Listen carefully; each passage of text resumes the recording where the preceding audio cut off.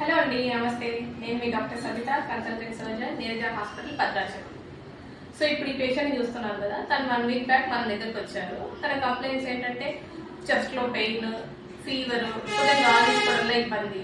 So మనం వెంటనే తనకి ఎక్స్రే, అల్ట్రాసౌండ్ అడ్వైస్ చేశాము. దాంట్లో ఏమొచ్చిందంటే ఒక 2 లీటర్ల చీము ఉన్నట్టుగా వచ్చింది. దీన్ని మనం మెడికల్ టర్మినాలజీలో ఎంపైమా అంటాం.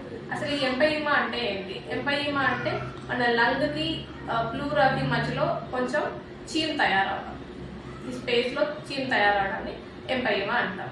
ఈ ఎంపైమా ఎవరికి వస్తుంది? ఎక్కువగా ఇమ్యూనిటీ తక్కువ ఉన్న వాళ్ళకి, అంటే చిన్న పిల్లలకి లేదా ఓల్డ్ ఏజ్ వాళ్ళకి లేదా అదర్ కోమార్బిడిటీస్ ఎవరైనా ఉన్న వాళ్ళకి. ఫర్ ఎగ్జాంపుల్ ఇప్పుడు మన పేషెంట్ తీసుకుంటే తనకు పెరలైటిక్ పేషెంట్ 10 years నుంచి బెడ్ పైన, అంటే ఒకవైపు చెయ్యి కాలు పని చేయకుండా ఉంటాడనమాట. ఇలాంటి పర్సన్స్కి రావచ్చు. జనరల్గా దీనికి రిస్క్ ఫ్యాక్టర్స్ ఏంటి?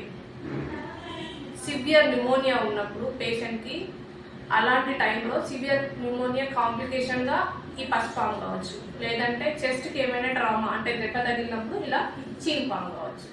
సో ఈ ఎంపైన్మెంట్ ట్రీట్మెంట్ ఏంటి అంటే మనం ఐసీడీ ట్యూబ్ ప్లేస్ చేయాలి. అంటే 2 రిబ్స్ మధ్యలో ఉన్న గ్యాప్లోకి ట్యూబ్ ప్లేస్ చేసి చీమ్ తీసేస్తాం. సో అట్లాగే మనం పాస్ చేసి 2 liters చీము తీసేసాం ఇనీషియల్గా.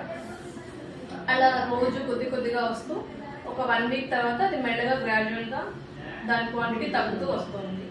ఇవాళ ఒక బిలో 50 ml వచ్చింది. ఈ పేషెంట్కి ఐసీడీ ట్యూబ్తో పాటుగా మనం సైమల్టేనియస్గా IV యాంటీబయాటిక్స్ కూడా పెట్టుకోవాలి. అప్పుడే ఇన్ఫెక్షన్ తగ్గుతుంది.